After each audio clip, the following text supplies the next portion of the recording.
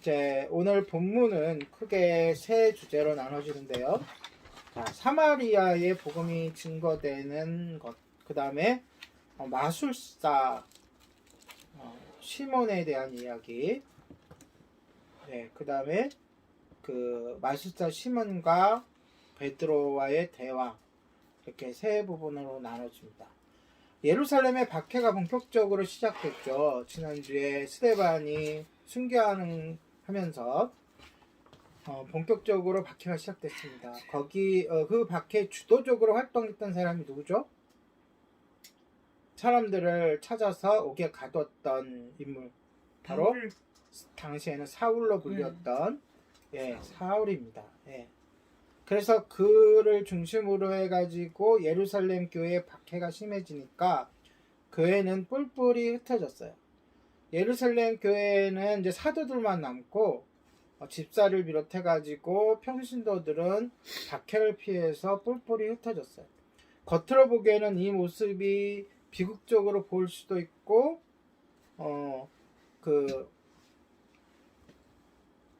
실패한 것처럼, 패배한 것처럼 보일 수 있었지만 사실은 긍정적인 사건이에요. 왜냐하면 예수님께서 승천하시기 전에 제자들에게 부탁하신 것을 기억나시나요, 여러분? 사도행전 1장 8절 혹시 암송하고 계시나요? 한번 찾아서 한번 읽어볼까요? 1장 8절. 네, 사도행전 1장 8절.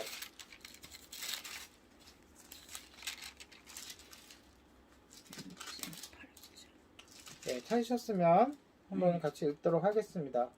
시작. 오직 성령이 너희에게 임하시면 너희가 권능을 받고 예루살렘과 온 유대와 사마리아와 땅끝까지 이르러 내 증인이 되리라 하시니라 라고 명령하셨는데, 여기서 그 지명 중에 사마리아, 오늘은 그 사마리아의 복음이 증거되는 거예요. 이제 예루살렘에서 벗어나서 복음이 온 유대와 사마리아까지 증거되는 그런 과정 속에 있는 거예요.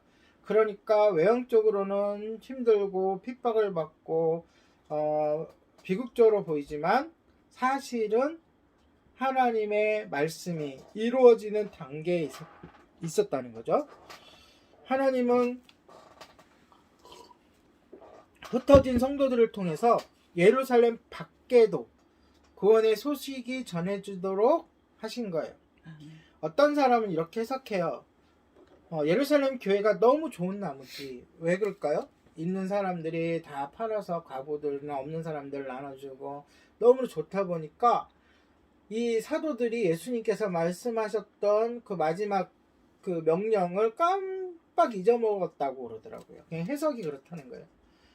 그래서 더 이상 바깥으로 복음을 전하지 않고 거기서만 모여 사니까 하나님이 박해를 줘가지고 흩으셨다라고 말하는데, 그것도 일리가 있는 말씀이기도 한데 그렇게까지 저는 해석하고 싶지는 않고, 여하튼 그러한 일종의 사건들, 박해는 하나님이 교회를 박해하시는 분이 아니시잖아요. 예, 박해는 사탄이 주는 거예요. 교회를 박해하는 거는. 그런데 그 사탄의 그 박해를 피해서 다른 곳으로 피해갔던 그것 자체가, 거기서 숨어서 자기네들만 예수님을 믿고 그냥 그대로 세월이 지나서 죽었으면 복음이 증거가 안 되겠지만, 그들이 가는 곳곳마다 예수님을 증거했다는 거예요. 예수님을 무엇으로 증거했을까요? 그리스도로, 당신들이 기다리는 메시아로 증거한 거예요. 그리고 예수님의 일생을 소개하고, 그리고 그 예수님을 믿어야 구원을 얻는다고 이렇게 복음을 증거하는 거죠. 지난주 설교에서는 우리가 스데반의 설교와 순교에 대해서 알아봤는데, 이제는 오늘은 우리 초대교회 또 다른 집사인 빌립을 만나게 됩니다. 자, 사도행전은 시간별로 쓰여졌어요.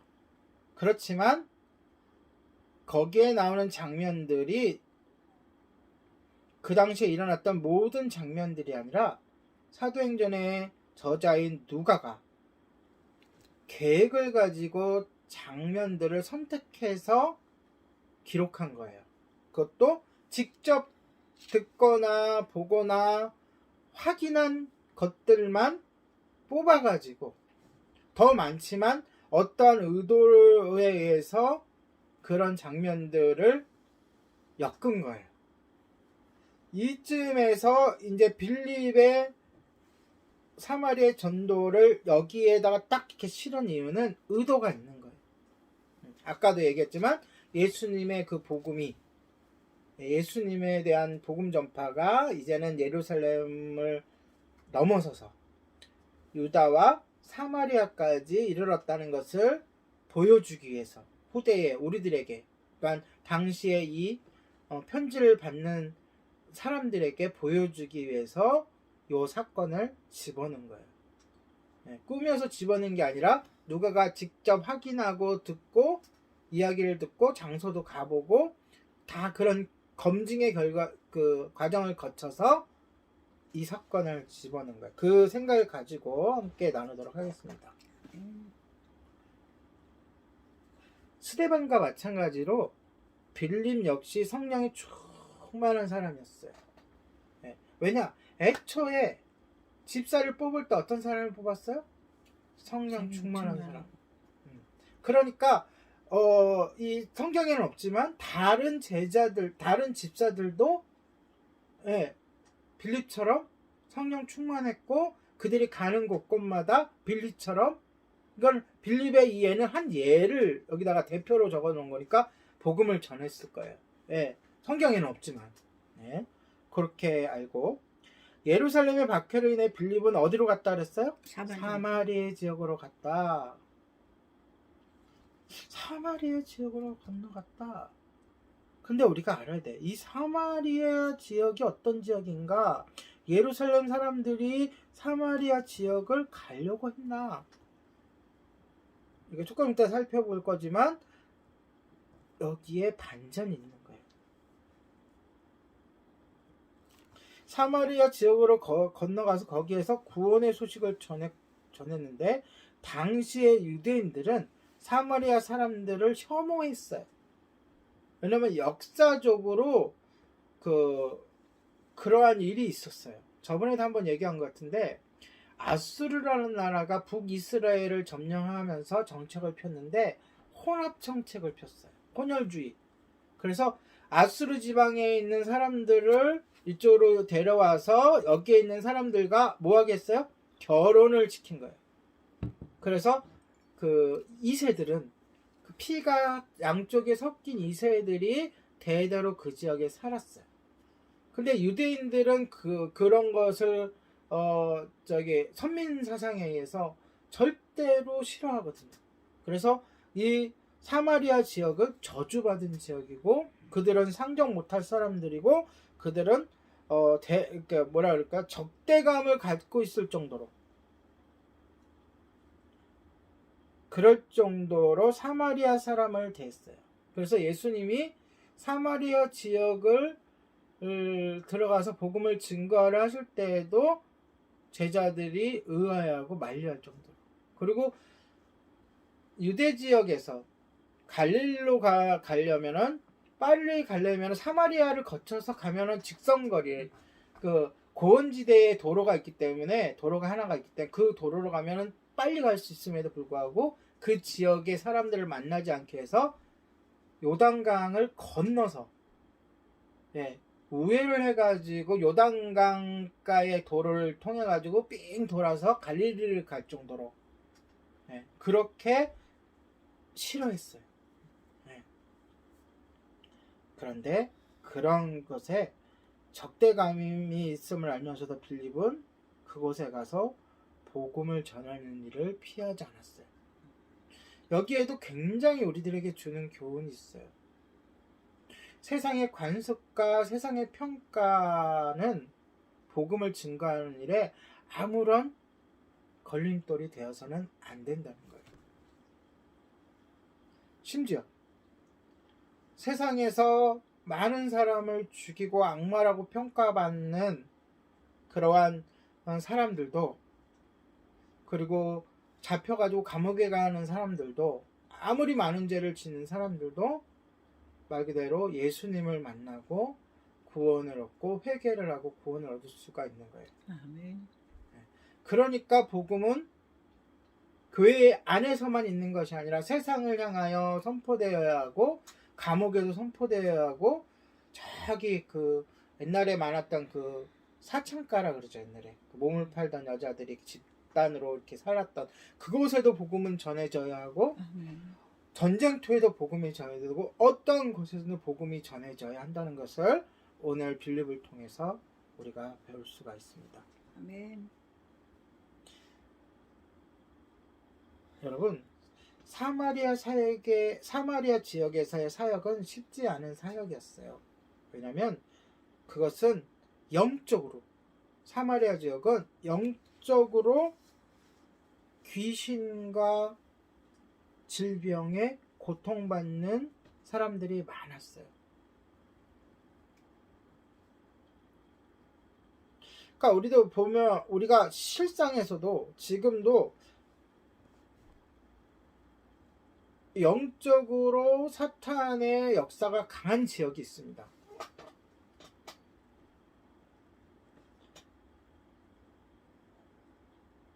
이 사마리아 지역이 그런 지역이었다는 거죠. 그런데 빌립이 가서 복음을 전하고 주님 성령에 충만해서 일으키는 기적을 일으키고 하니까 사마리아 사람들이 빌립의 설교를 듣고 또 그가 행한 기적들을 보고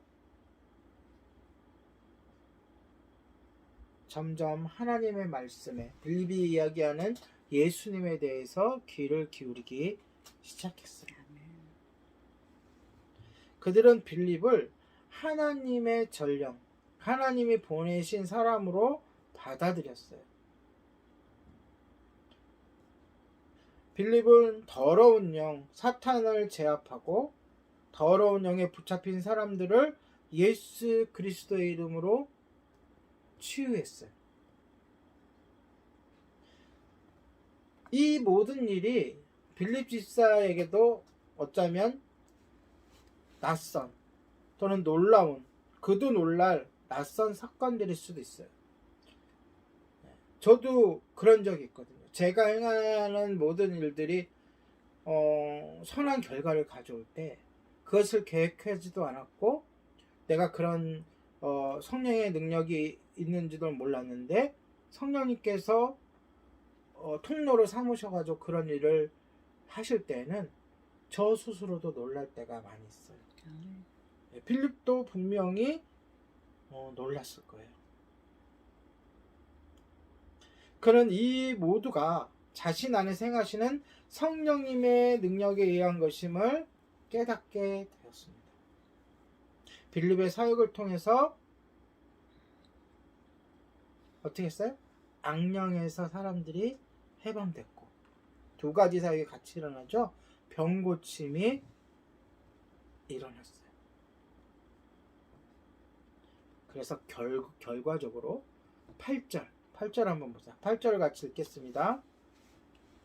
8절 시작. 그 성에 큰 기쁨이 있더라. 예, 이게 사역의 결론이에요. 그러니까 그냥 뭐 즐거워서 기뻐하는 거, 무슨 잔치를 벌여서 기뻐하는 게 아니라 근본적인 기쁨. 그 천대받고 무시당하고 외면당하던 그 땅에 하나님의 구원이, 예수 그리스도의 생명이, 구원의 빛이 비춰진 거예요. 그래서 근본적으로 그 지역에 기쁨이 임한 거예요. 할렐루야. 아멘. 우리가 복음을 들고 나갈 때에 우리의 마음 자세도 그렇고 그 사역의 결론이 이렇게 돼야 돼요. 그곳에 또는 그 사람에게 기쁨이, 참된 기쁨이 임해야 돼요. 아멘. 자, 그리고 다음 주제로 그 지역에서 흔히 볼 수 있었던 귀신 현상 있잖아요. 귀신 들렸다 했잖아요. 영적으로 그랬다 했잖아요. 그 현상은 우리가 시몬을 통해서 알 수 있어요. 시몬은 직업이 뭐예요? 마술사. 마술사인데 이 마술사는 뭐 이렇게 손이 빨라서 속임수를 해가지고 마술을 보여주는 현대의 마술사랑은 다른 거예요. 악한 영을 이용해가지고 인간이 할 수 없는 일들을 일으키는 것.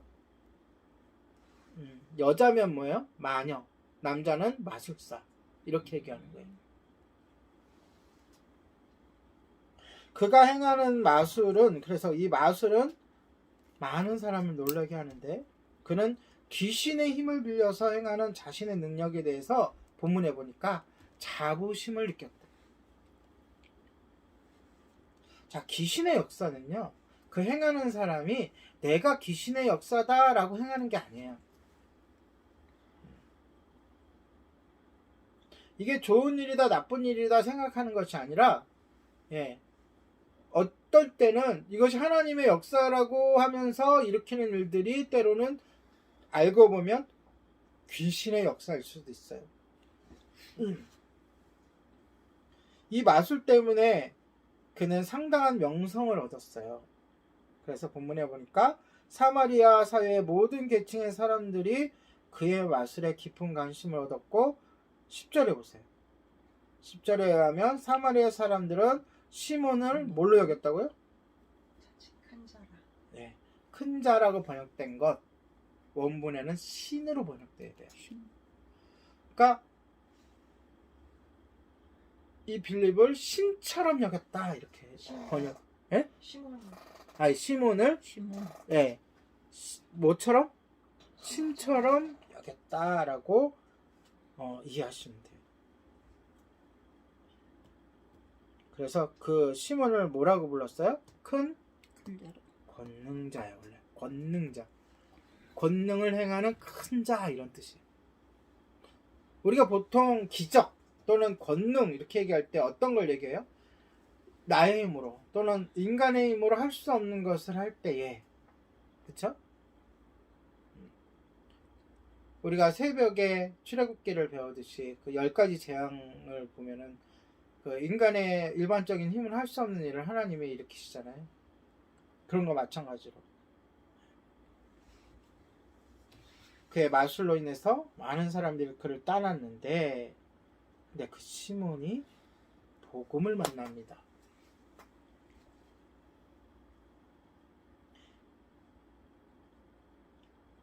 빌립과 사마리아 시몬이 그리고 그를 따르는 시몬을 따르는 추종자들이 만났는데 그들은 빌립의 설교를 듣고 감동을 받았어요. 감사하게도. 그리고 예수님을 따르기 위해 예수님을 믿고 뭘 받았어요? 세례를 받았어요. 여기 잘 봐야 돼요. 여기 봤어. 예수님을 믿었고 세례까지 받았어요. 13절에 분명히 시몬 자신도 예수님의 예수 그리스도의 이름으로 세례를 받고 또 뭐까지 얻었어요? 믿음을 얻었어요. 그러니까 교인이 된 거예요. 아멘. 예, 보기에 그리스도인이 된 거예요. 근데 시몬은 직업이 마술사였잖아요. 그렇죠? 그래서 빌립이 행하는 기적에 대해서 관심이 있었어요. 시몬은 자신이 잘못됐다는 거, 잘못하고 있는 그 자신의 그 마술이 잘못된 거라고 생각하지도 못했고, 시몬이 일으키는 성령 충만으로 일으키는 그 기적이 자신이 행하는 것보다 조금 차원이 높은 그런 것이라고 생각하고 관심을 갖고 있었어요. 그래서 그는 빌립이 가는 곳이면은 어디든지 따라다닙니다. 자, 장면이 또 이제 바뀌어요. 사마리아도 하나님의 말씀을 받았다는 소식이 예루살렘까지 전해집니다. 예루살렘 교회에 이제 사도들이 있잖아요. 그쵸? 다 떠나고 사도들만 남았다랬잖아요. 그래서 이게 어찌된 영문인지 확인하기 위해서 대표격인 베드로와 요한이 무슨 일이 일어나고 있는지를 보기 위해서 그곳으로 갑니다. 사마리아에 도착한 사도들은 아직까지 성령님이 각 사람에게 임하지 않았음을 알게 되었어요.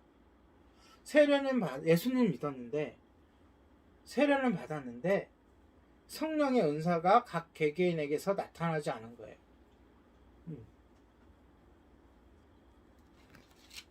그렇다고 해서 성령의 은사가 나타나는 것이 구원의 증거다 아니다라고 얘기하는 그런 주제가 아니에요.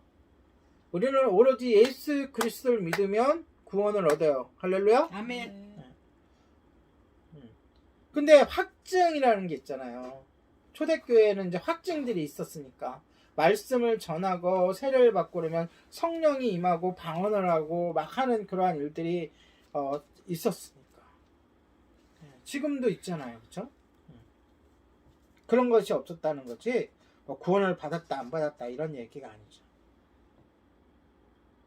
16절에 의하면 사마리아 사람들은 오직 예수 그리스도의 이름으로 뭘만 받았어요? 세례만 받았다. 세례를 받았다는 것은 예수님을 믿고 죄를 회개하고 예수님과 함께 죽고 예수님과 함께 살았다는 거예요. 그렇죠? 그 증표, 그 증거가 세례인 거죠.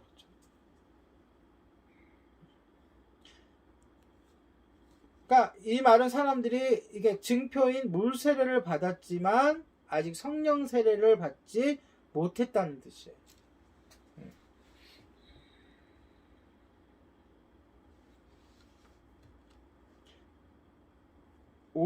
오순절 바로 전에 제자들처럼 그들은 주님을 믿기는 했지만 아직 성령의 권능을 얻지 못한 상황이에요.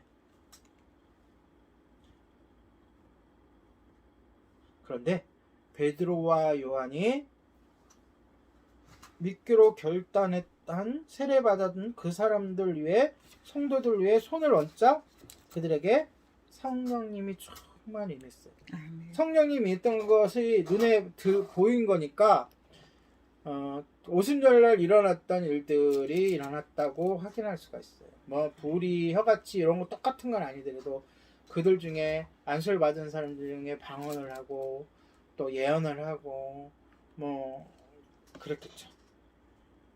본문에는 자세하게 어떠한 그 사건들이 일어났는지는 설명되어 있지 않아요.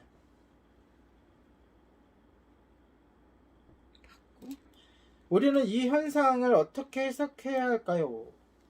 여기서 굉장한 해석들이 나옵니다. 왜 분명히 빌립이 성령 충만하잖아요. 빌립은 아멘. 성령 충만한 빌립이 가서 복음을 전했고 복음의 역사가 일어났고 사람들이 회개했고 예수님을 믿었고 세례까지 받았어요.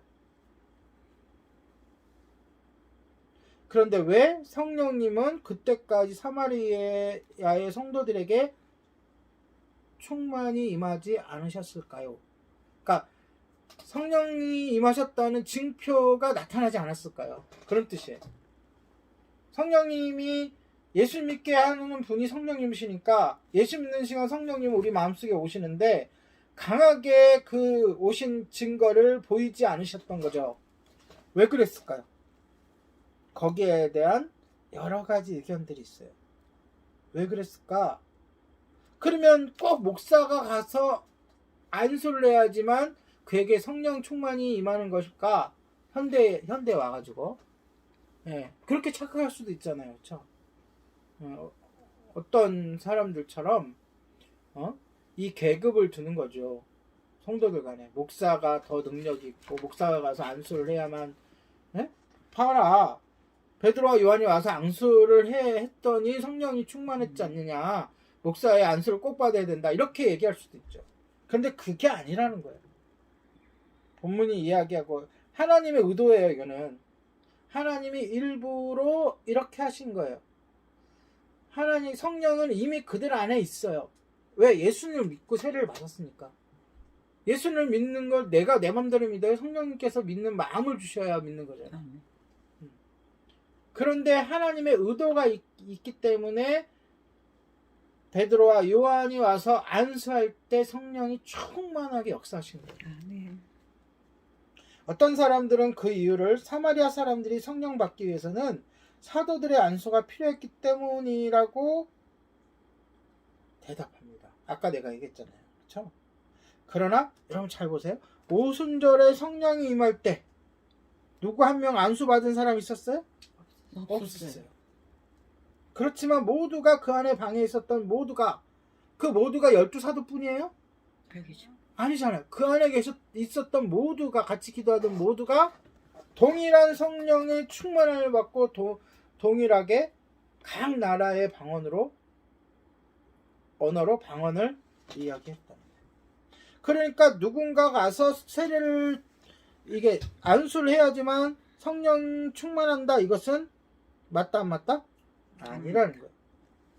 또 어떤 사람은 사마리아 사람들이 성령을 받을 만한 믿음이 부족했기 때문이라고 말합니다. 그런데 아까 제가 설명했어요. 이거는 앞뒤가 바뀐 거예요. 믿음은 우리가 가질 수 있는 게 아니에요. 우리의 힘으로. 성령님께서 주시는 게 믿음이에요. 그리고 분명히 성경 여러 곳에 너희가 믿음으로 믿는 순간 믿음으로 성령님께서 우리 안에 거하신다 그랬어요. 앞뒤가 안 맞는 거고 성경 어디에도 그들이 믿음이 없었다. 본문에 어디 그렇게 나와요. 그런 말은 찾아볼래야 찾아볼 수가 없어요.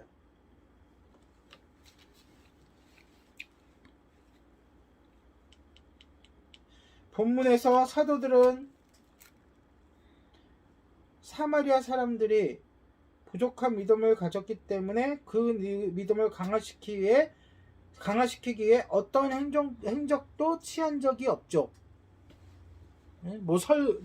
설교를 더 했다거나 아니면 너희가 왜 이렇게 믿음이 없냐 이렇게 했다거나 그런 적이 없죠. 와서 상황을 보고 그들에게 성령 충만이 없음을 보고서 안수했다. 그뿐이잖아요. 그렇다고 성령으로 충만해서 귀신을 쫓거나 병자를 치유할 능력이 있었던 빌립이 복음을 잘못 전했거나 아니면 빌립이 뭔가 부족했기 때문에 성령 충만이 없었다라고 주장하기도 어려운 거잖아요. 그렇죠? 그러면 어떠한 이 사건에는 하나님의 의도가 있었다는 거예요.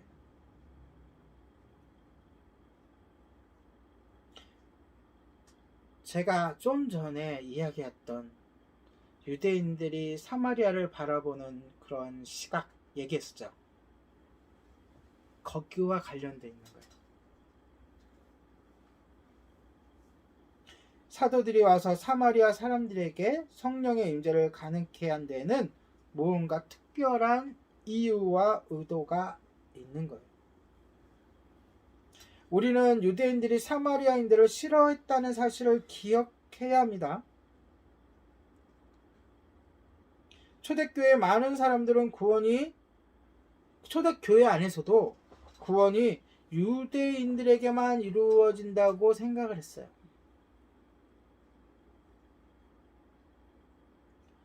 그들은 하나님이 사마리아 사람들에게도 관심을 두고 계시다는 생각을 전혀 하지 못했어요.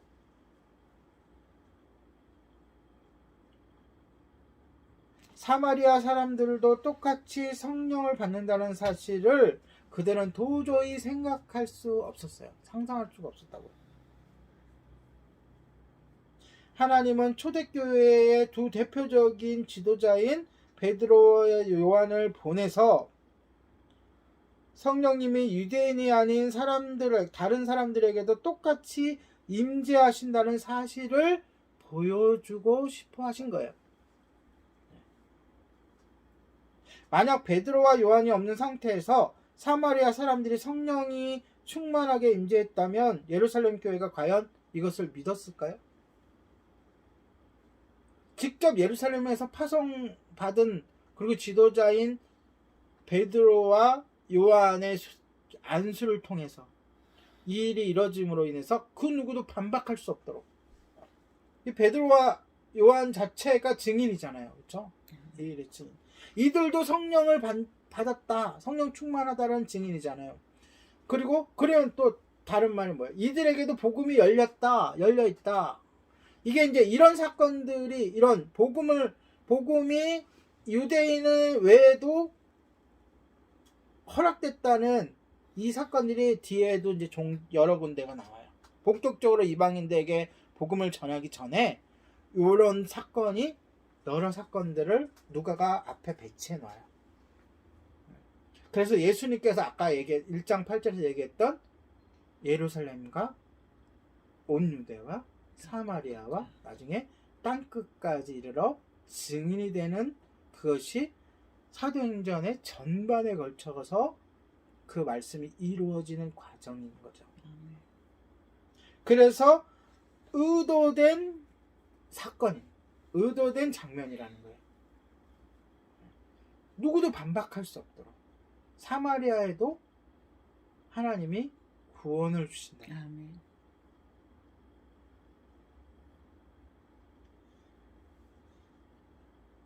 베드로와 요한의 안수를 통해서 성령님이 사마리아 사람들에게 임하자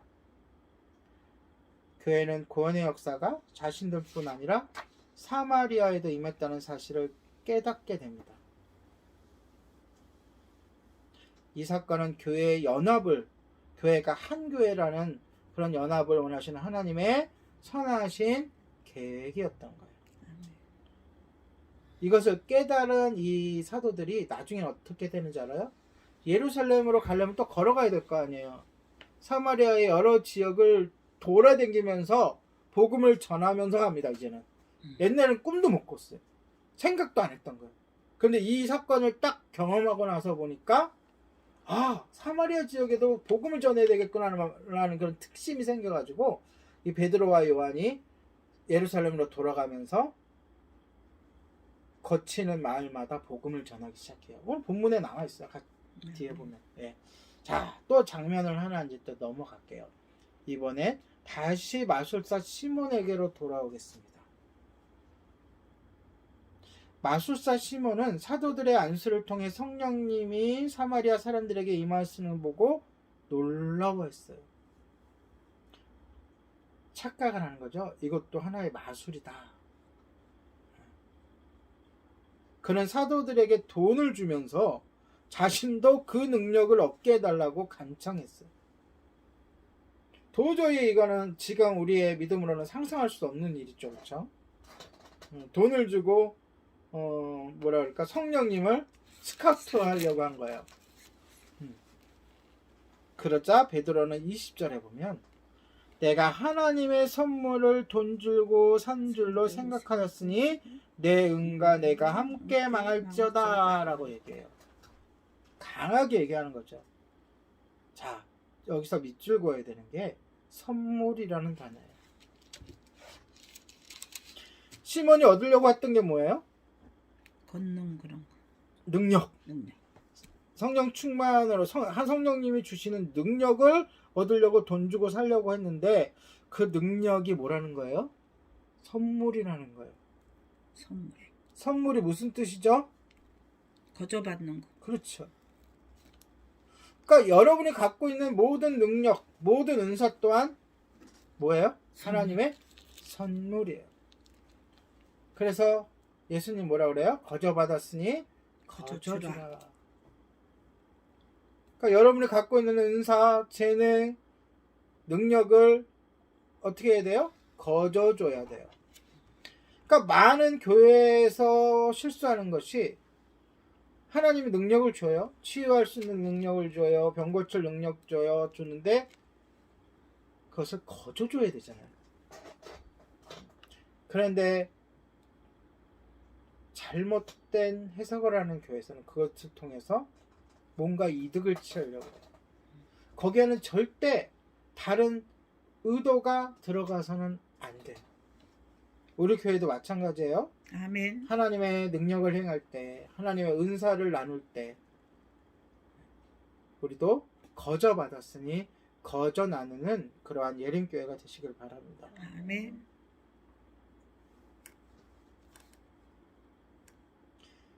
시몬의 마음에 악으로 가득하고 불의에 사로잡혀 있음을 본문은 이야기하고 있어요. 시몬은요, 하나님과 올바른 관계를 갖지 못했기 때문에 하나님의 능력이 나타날 수가 없었어요. 그러니까 이렇게 돈 주고 살려고 하는 거 보니까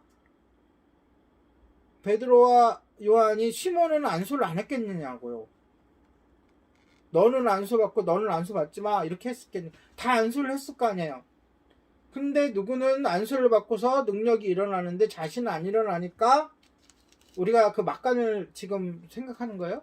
그러니까 나도 그 능력을 갖고 싶으니까 뭘 주고 살려고, 돈 주고 살려고 하는 거겠죠. 근데 왜 능력이 안 나타난 거예요? 그의 믿음이 잘못되었기 때문에. 하나님과의 관계가 잘못되었기 때문에. 이처럼 베드로는 시몬 안에 있는 악한 모습을 보고 직설적으로 표현하면서 질타한 거예요. 저는요, 오히려 여기서 사랑을 느꼈어요. 여러분, 질타할 때, 매를 들 때, 야단칠 때 누구에게 야단을 칩니까? 사랑. 그것을 저는 느꼈어요. 너무나 안타깝잖아요. 지금 분명히 시몬은 예수님을 믿었대요. 믿고 세례까지 받았어요. 그런데 과거에 자기의 직업에 있었던 그 관습이 그대로 남아있는 거예요. 그렇죠. 자기가 옛날에 받았던 영광을 그대로 아직까지 놓지 못하고 그대로 받고 싶어 하는 거예요. 사람들로부터 큰 자라고, 큰 권능자라는 그런 신송을 받던 사람인데,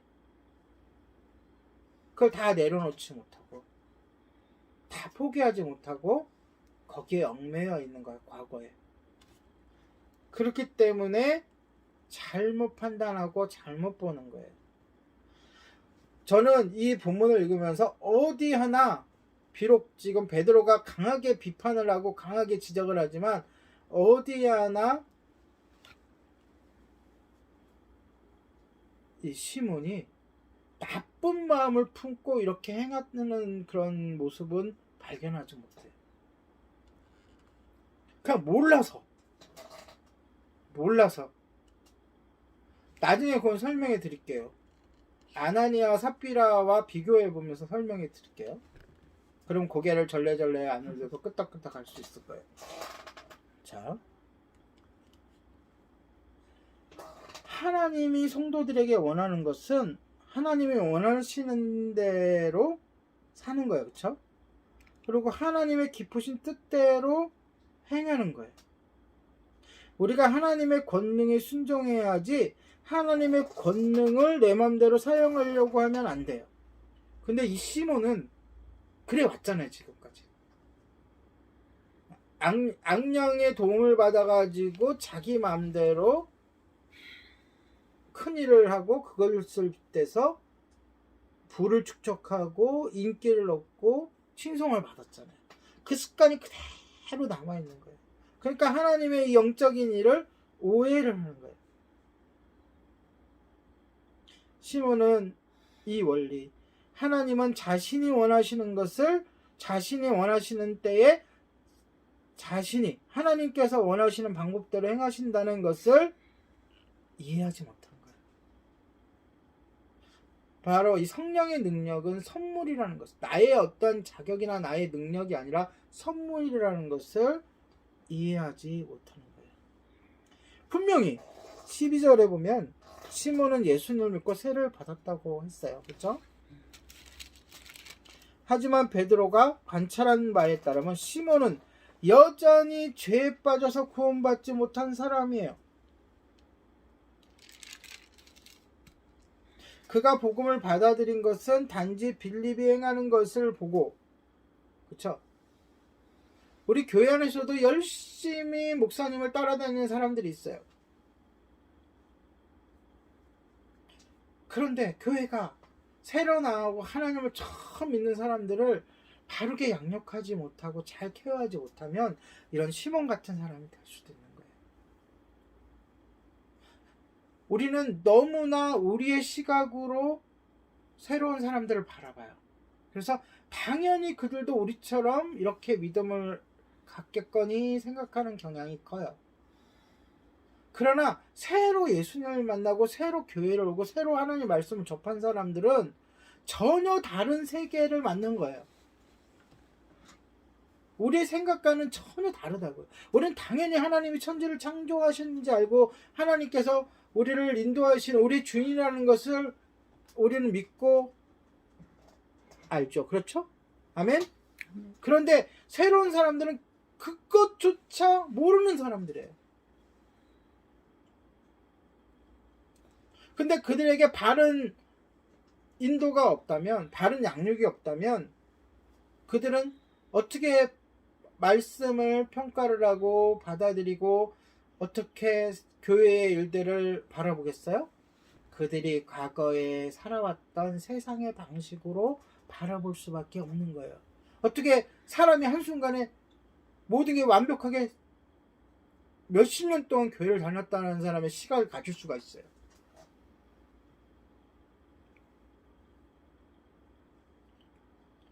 그러니까 많은 사람들이 교회에 왔다가 교회에 실망하기도 하고 상처 입기도 하고 교회를 다 떠나요. 교회 정착률이 2%도 안 된대요.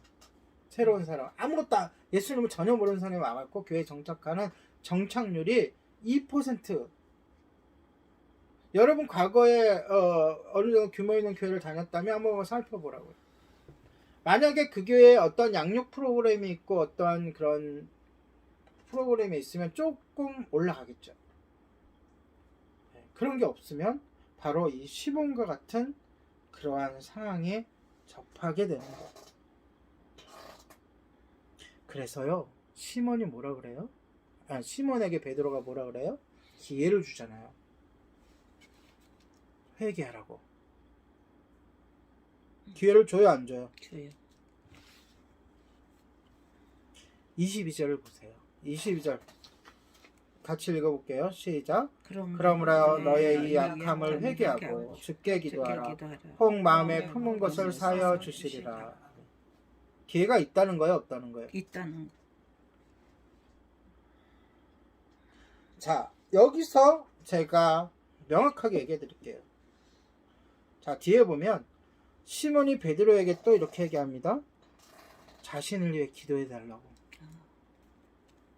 아멘. 이게 굉장히 중요한 거예요. 제가 성경을 읽으면서 구약 성경에서 가장 잔혹무독한 죄를 지은 사람이 한 명 있어요. 누굴까요? 진짜 용서할 수 없을 것 같아요. 제가 당했다면, 제 가족이 당했다면 바로 다윗이에요. 다윗? 네. 간음했죠. 거짓말했죠. 살인했죠. 그것도 남의 여자 데리고 와서 자기 부인 삼았죠. 근데 다윗이 용서 받았어요? 못 받았어요? 받았어요. 받았죠. 회개하고. 다윗과 시몬을 한번 비교해 보십시오. 누구 죄가 더 클까요? 다윗. 그거는 우리 생각이고 하나님 보기엔 둘 다 사랑해. 둘 다 기회를 주고 싶어.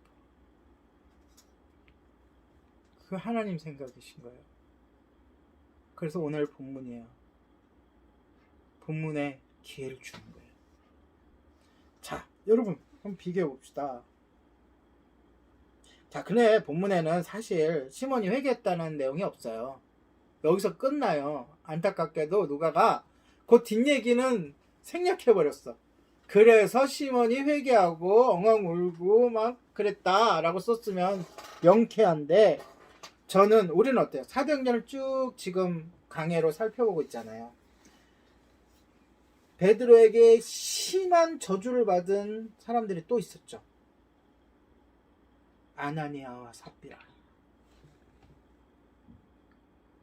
아나니아와 삽비라는 기회가 주어졌어요? 안 주어졌어요? 안 지워져.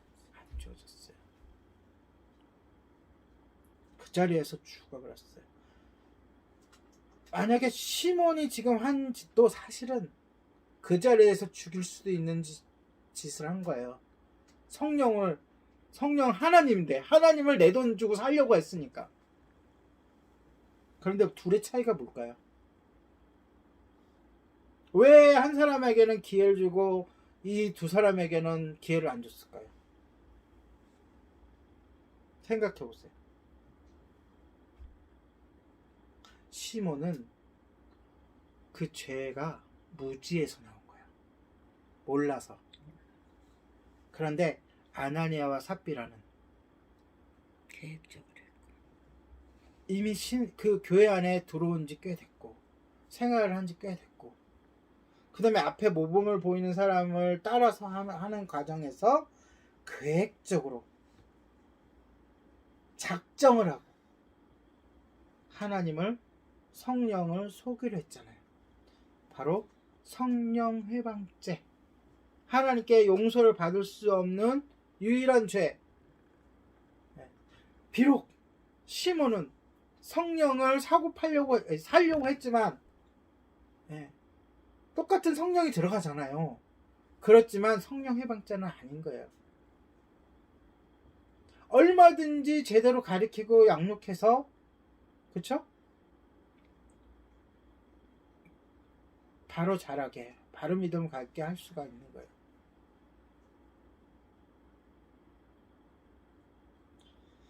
누가의 의도를 우리가 봐야 돼요.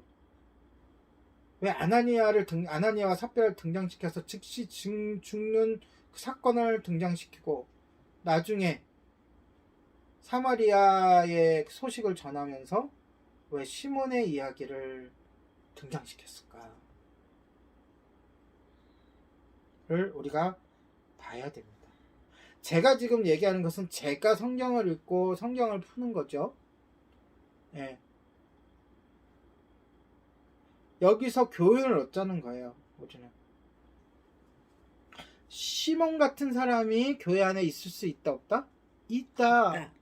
시몬은 어떤 사람이었어요? 죄악에 빠져 살던 사람이에요. 근데 예수님에 대한 복음을 듣고서 교회인이 된 거예요.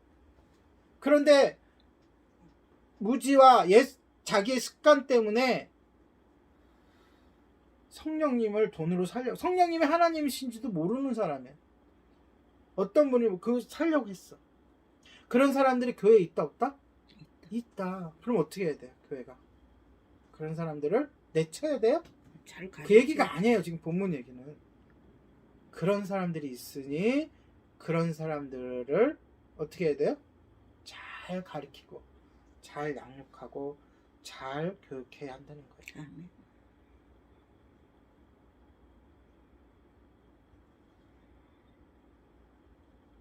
자, 이 사건을 마무리하면서 맨 끝에 보면 맨 끝절 여러분 읽지 않았지만 25절을 같이 읽어볼게요.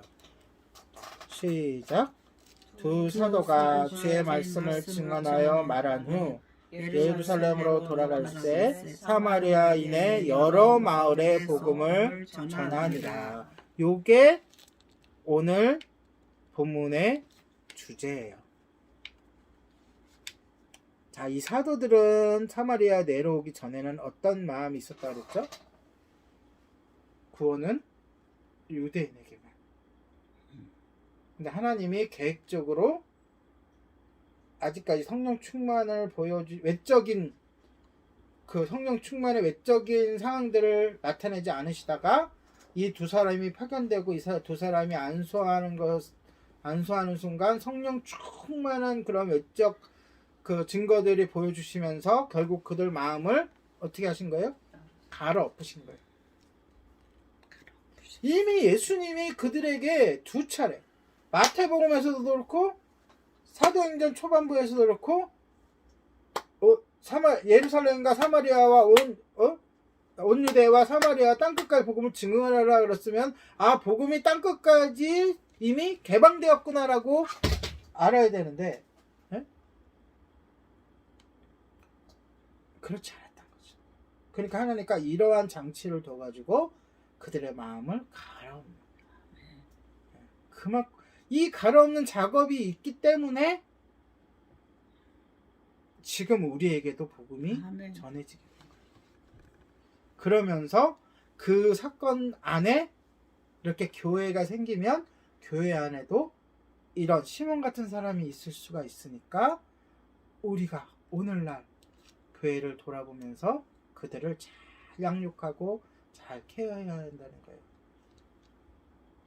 마음이 새로 깨달은 유대 사마리아에도 복음이 열렸구나라고 깨달은 이 사도가 돌아오면서 어떻게 됐다고요? 25절에 보니까 사마리아인의 여러 마을에서 복음을 전하니라. 이것이 엔딩, 해피 엔딩이에요. 말씀을 정리합니다. 오늘날 교회 안에서도 많은 편견이 존재해요. 교회는 당연히 연약한 사람, 부족한 사람, 병든 사람들이 모이는 곳이에요. 우리가 이거를 확실하게 우리가 인정하고 마음에 담아둬야 돼요. 그런데 우리는 그들의 실수나 무지를 비판하고 편가르기에 여념이 없는 모습들을 볼 때가 너무나도 많이 있어요.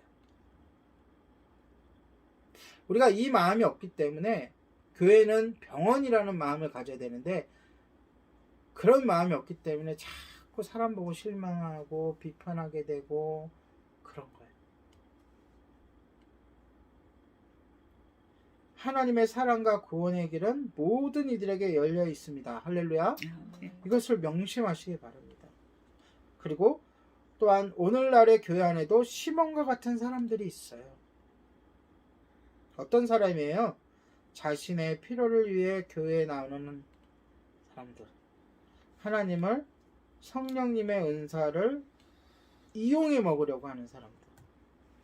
혹시 내가 그런 사람이 아닌가를 먼저 반성을 하고, 그렇죠? 근데 전혀 예수님을 모르다가, 하나님을 모르다가 교회 나온 사람들 중에는 이런 사람들이 있을 수가 있으니까 그들을 어떻게 해야 돼요? 잘 인도해야 돼요. 성령님은 각 지체의 필요에 따라 은사를 주십니다. 자, 제가 다시 한번 얘기합니다. 성령님은 각 지체의 뭐에 따라? 필요에 따라. 어떤 필요일까요? 교회를 세워나가는 데 필요, 복음을 증거하는 데 필요.